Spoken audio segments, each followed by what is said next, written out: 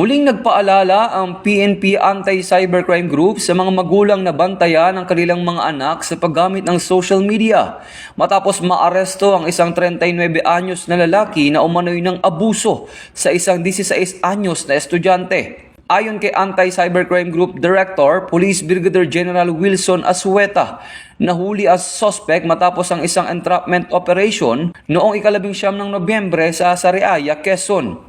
Nakausap ng biktima ang suspect sa social media noong September at humantong sa isang pagkikita. Patuloy na pinapaalala ng PNP na maging mapagmatyag at agad i-report ang anumang kahinahinalang online activity upang maprotektahan ang mga kabataan laban sa mga online predators. Ito ang bagong PNP para sa bagong Pilipinas, serbisyong mabilis, tapat at nararamdaman.